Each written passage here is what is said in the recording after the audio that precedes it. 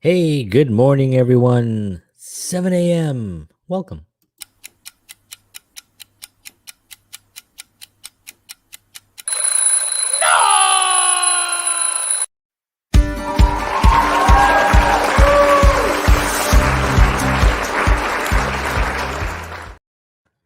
Hello, hello. Welcome, everyone. John Henry Soto here.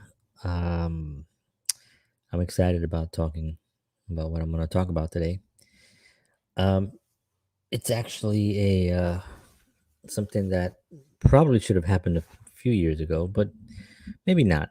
I always people always think about you should have done this years ago, or you could have done something like this. You know, when you had this opportunity, and you just never really.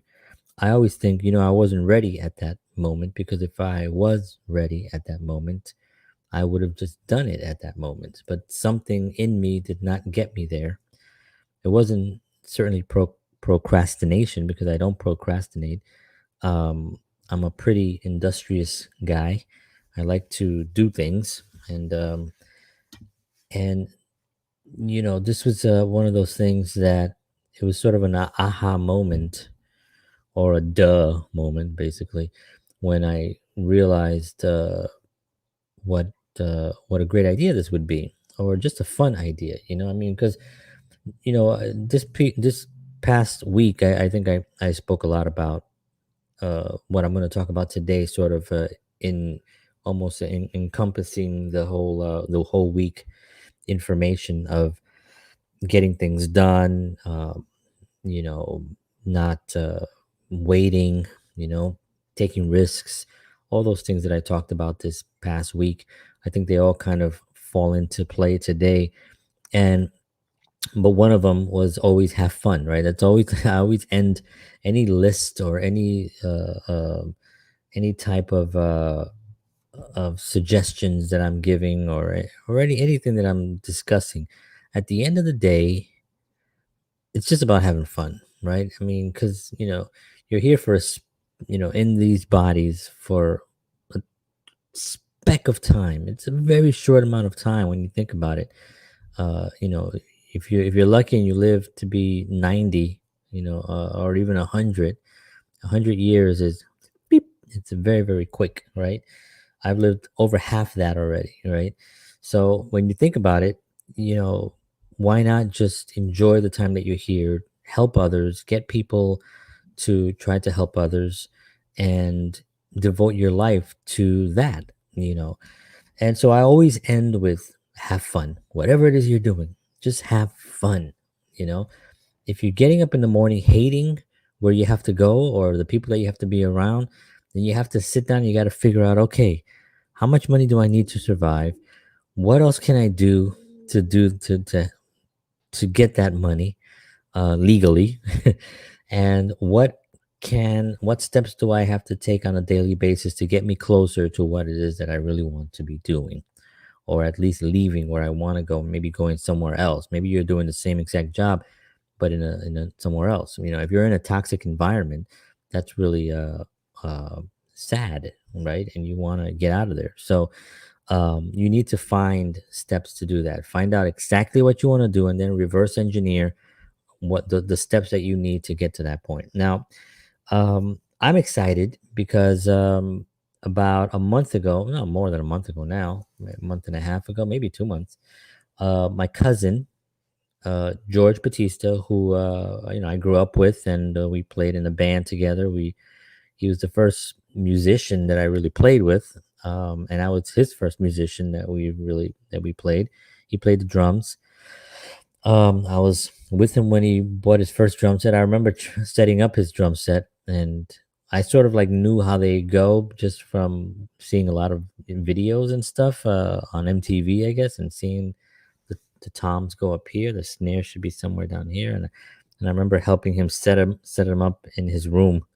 We're kids, setting him up and stuff, and I had my little guitar, really uh, old, beat up, used guitar that I bought, that I traded in an old one for an old one. That was just a better size for me, because my small frame. And we go back a long ways. But one of the things that we always had in common was, besides the music, was also humor. We also had a lot of humor, a lot of connections from Star Trek and cooking shows. We were into like PBS shows, and we were into Bob Ross, the painter on PBS. Yan Can Cook, The Frugal Gourmet with Jeff Smith. All these shows that we would watch, and we would go and rent videos, at the video store. It wasn't even Blockbuster back then. Blockbuster hadn't been created yet. We would go to a place called Video Castle, which was on Castle Hill in the Bronx, and we would pick up Star Trek videos basically and watch these videos. He owned a lot of them also, but if he didn't have one particular one, we would go rent them. And we would watch these things, and we would have a great time. It was very easy hanging out. Sometimes you're with friends that you have to either sort of be a certain way. You have to kind of be something, or you have to be on. You know, this wasn't the case with George. We were just always just us basically, and it was just always a fun time. And I would go. I lived in one part of the Bronx, which was not close to where he lived, so I would have to ride my bike and or take the subway and get to his place. But I would go there almost every single day, um, or at least a few times a week, or almost every day sometimes, during the summer. And this was also he lived also in a better area, a better environment. Like there weren't as much shootings. I lived in the South Bronx, like in the middle of Hunts Point, and like right in the basically I sort of like the war was here, and I lived like in the center, right where my nose is. I lived in where my nose is. He lived like over here, and I lived right there. The center is the war.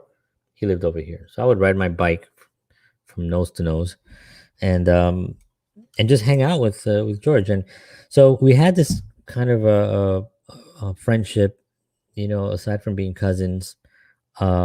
And he called me up, or he sent me a message one day, because we chat every now and then. Now we're chatting almost every day, like 100 times. But we would chat like every periodically, a lot, on WhatsApp. He would send me voice messages. I would send him voice mail. We just chat back and forth about whatever we were chatting about. One day he said, "You know what?" He wrote. He said, "You know what? With the way we kind of communicate, it'd kind of be fun to like do a podcast together." And then I thought about it, and I was like, why haven't we done that already? Why hasn't that been a thing? One, I know I wasn't really ready to do a podcast. I wasn't really in a position. Um, Years ago, I've studied in the last, I would say maybe 3 years, 3 to 4 years, a lot about videos and going live and doing these kinds of this whole new thing. Um, but I also wasn't ready, because I was trying to do things. I don't know. I think I was trying to do things alone. I was trying to figure things out. I've had bad experiences with some of the the groups that I've put together. Not necessarily in music, but or not even or just groups I've been part of. When I worked in the health club industry, I did that for a long time. And some of the you know I think the only place that I really liked was I worked at the 92nd Street Y, and that's where I met my wife. That's where I still have really close friends there, people that are like family to me, and I wish I would see them more and talk to them more. But they're wonderful, and I just feel blessed that I worked there. But before that and after that, I worked at health clubs that were just disastrous. That were just the people were just not that nice, or they were just so full of their own bleh that they didn't really make it fun. So I've had these experiences in the past, and and kind of thought I had to learn. Excuse me, morning. And I had to learn on my own how to get things right. And I think that was the right move. I don't think that I lost out anything.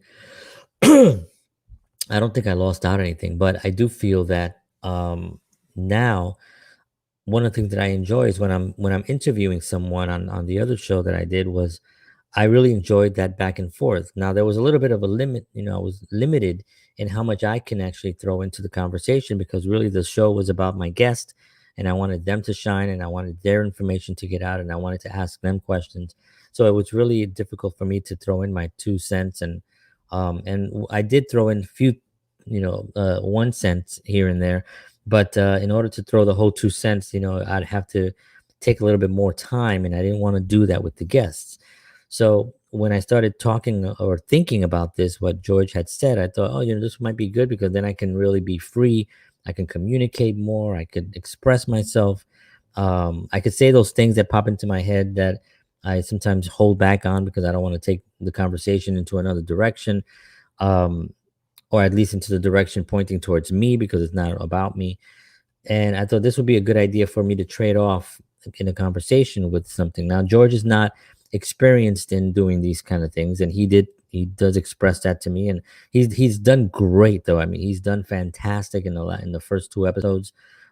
He's been exactly what the way we are. That's how we are, pretty much. You don't get a show thing. You get kind of us just having a conversation, eating pizza, watching Star Trek. That was our way of communicating. Even though we're much older now, it's that's never gone away with us. We still have that same passion for music and for Star Trek and for sci-fi things and just different things that are interesting to us. Sometimes he'll send me a. I sent him a clip last night of the band Aha. I remember the song "Take on Me."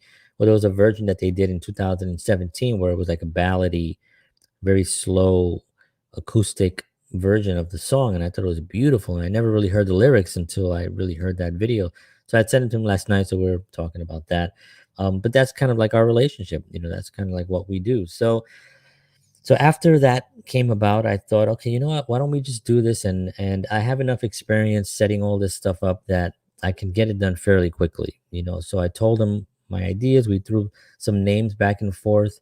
We came up with the name Counterparts, and I like Counterparts because it means one that closely resembles another. So it's like one thing that kind of resembles something else, and that's kind of like what we wanted to do. We wanted to why are we interested in all these things? What resembles it? What puts it together? What connects it? What bridges it? So we thought Star Trek could be a foundation, and it can bridge out to different things, and it could bridge.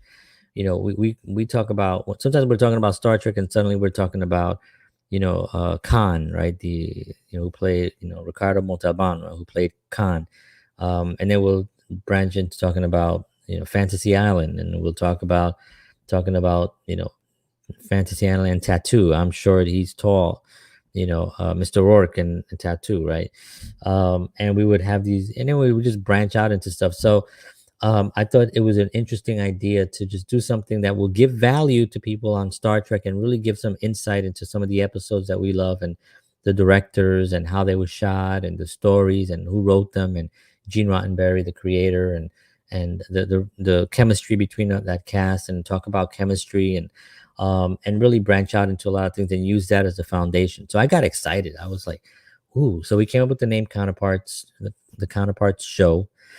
First it was podcast, and we kind of switched it to show because we wanted to branch out, and it still is a podcast as well, but it's also video. We also record it live, and we have guests coming out, or not guests, but we have viewers making comments, and that kind of like also adds to the whole dynamic of the show. But the first 2 episodes went really, really well and was extremely exciting for me and for George. And we've been pretty much talking nonstop about this. I have my morning show, this one right now that I'm on right now. I decided to come live today and just tell you about a little bit about how excited I am about this venture. And hopefully you visit us on Tuesday night at 8 p.m. Eastern Standard Time for anybody listening anywhere else. And to really to not just promote the show, but to let you know that it's not really just a Star Wars show. That's one of the things we wanted to make sure it's not just about Star Wars. We do love Star Wars and we talk about it. I mean, Star Wars. It's not just about Star Trek. I was just looking at this thing here that said Star Wars. There's It's not just about Star Trek. If you love Star Trek, fantastic. If you don't love Star Trek, it's definitely not just about that. You'll learn a little bit about Star Trek, but you'll also learn a lot about other things that connects to it, and the time period where the shows were out, the music that was out at that time. What was the number one rated show at that time? We do trivia. We also do giveaways. We have a couple of giveaways here that I have in my I have a folder. Yes, I'm that dorky. I make folders for everything that I'm working on. Hold on a second. So we're giving away these two awesome magazines, 55th anniversary magazines that we're giving away. And the contest, you can go on to Counterparts on Facebook and you get the contest rules there. They're all written out, and I'll tell you what they are in a minute. How to win those, and we're going to be giving those away soon. And then next month we're giving away pins. Are very popular in Star Trek. I don't know if people are aware of that, but pins are really like a big deal. So if you're into Star Trek, you know that pins are big. So we have a Mirror Mirror, which is a great episode. It's one of my favorite episodes, actually. And then my finger, Amok Time, which is also a great episode, which was actually directed by the same director as the episode that we're going to cover on Tuesday, which the episode that we're going to cover on Tuesday is this one, The City on the Edge of Forever. It's the one with Joan Collins. Wonderful, wonderful episode that we'll talk about and we'll dissect and add a lot of value to the episode, as well as trying to why did this show work? Because sometimes I'm watching the show and you can see around how the effects, obviously is 1966, 65. You start looking at and you know that it's just like really, it's just the sci-fi of the time, right? It was a very rough period in our country. There was a lot of things going on with the civil rights movement, the Vietnam War. There was a lot of things, turmoil going on in the world, unlike now, which everything is really peaceful. Insert sarcasm. So we look at this show and we wonder to ourselves, why did this work so well? Well, it worked on a lot of levels, and it works. The reasons that things work today, the performances were great, the chemistry between the cast was probably, no one is I mean, everyone is working towards that kind of chemistry, right? That's just that's the fact of what's happening there. And then the guest stars were always great. Joan Collins did a wonderful performance. And then the stories were extremely well written. Some of the lines that you would read in Star Trek, I have this thing where I read like quotes, Star Trek quotes and stuff.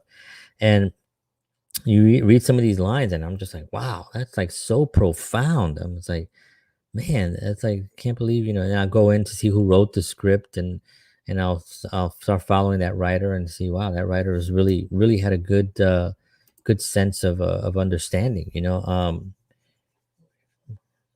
Yes, exactly. And Joni says, adventure away from the horrors of life. That's right. That's exactly right. It's constant trying to find those adventures too, because if you turn on the news or you listen to the world is pretty much it's pretty much over, right? To some people, there are some serious things going on, but at the same time, there are some amazing, beautiful things going on. There's some wonderful create going on. Some people creating wonderful projects and great artists out there. And this venture for us right now is really just another part of that. We're very passionate about what we do. Those of you who do know me know that I'm constantly doing stuff. I'm constantly working to create some type of entertainment, something that will get people's attention, maybe just lift their spirits a little bit, just enough to make them possibly just feel better, and maybe their viewpoint might change a little bit here and there. And I watch things constantly, and my viewpoint changes on things, and I'm like, oh wow, I should have done that, or that's a good idea, I don't think about that. And that's part of the joy of art, is because art enhances your viewpoints, or maybe even changes them drastically, and makes you think, wow, I can't believe I missed that. I should really start looking more into that, and that's why art is so amazing, and that's why I'm really excited about doing Counterparts right now. And again, it's Tuesdays, 8 p.m. um, Eastern Standard Time. You can catch them on all these platforms that I'm on right now. Basically, I started branching away from posting shows on certain platforms. I don't do this show I only do it on two Monday to Fridays on a couple of pages, YouTube, Twitch, and one fan page, my John Henry Soto Facebook page, but not my personal page. And I did that for a reason. I did that just because not everyone wants to see me every morning. Hey guys, I want to, But if they do want to watch, they know where to go. I tell everybody where it is, and I do have the podcast that people can go listen to as well.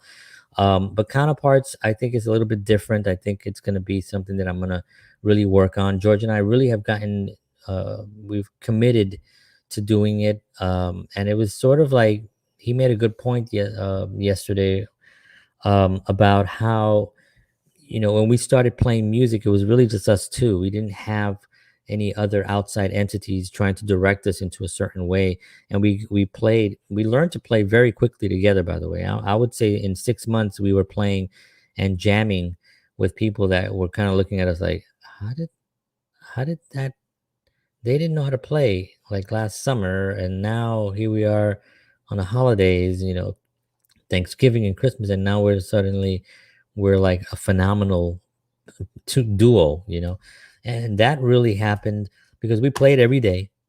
We were passionate about it. We loved it, and there was no outside entities trying to shift us and change us, And that's one of the things that we talked about, and he mentioned yesterday, was that it's always been that way. It's like when we put the band together, it was me and George. We put a band together, and then we brought people in, and then we kind of had this band, and the bands did well. We recorded records, and we played, and we had a whole bunch of fun doing that.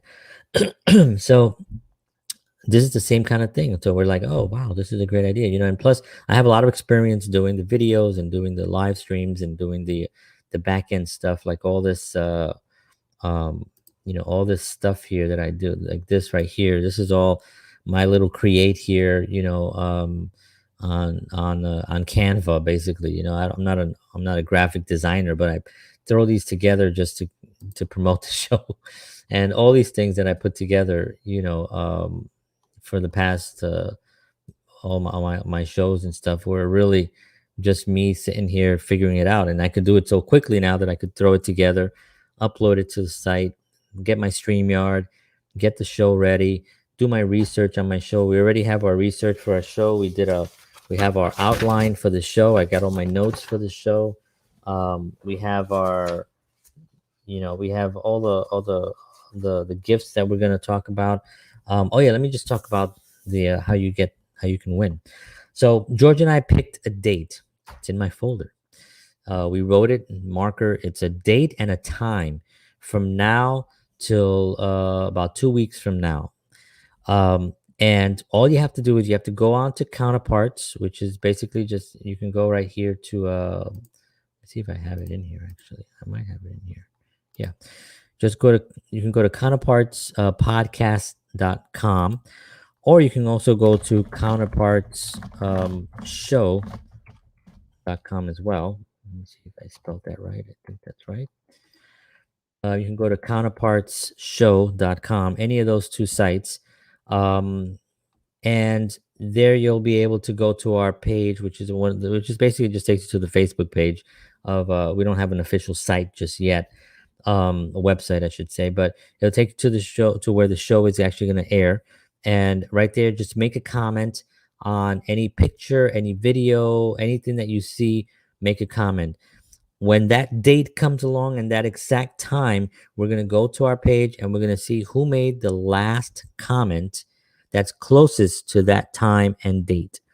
That person will win our first gift, which is the two 55th anniversary collectible magazine, Star Trek magazines.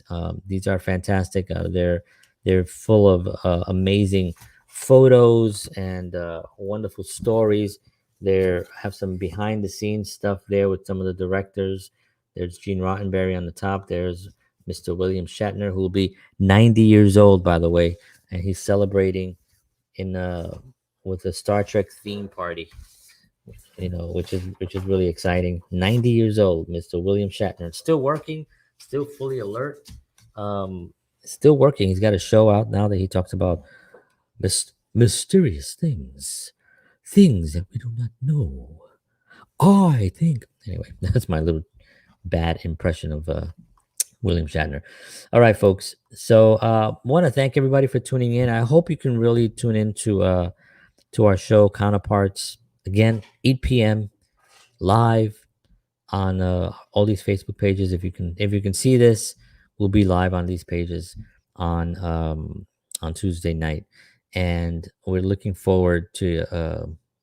Thank you. Asada says, "I love your impression. Thank you." Well, I'm gonna be doing a lot more of those things on the show. We actually have been sort of, the first episode, even though the episodes went really, really great, we were sort of still kind of feeling out how this was going to be, how this was going to play out.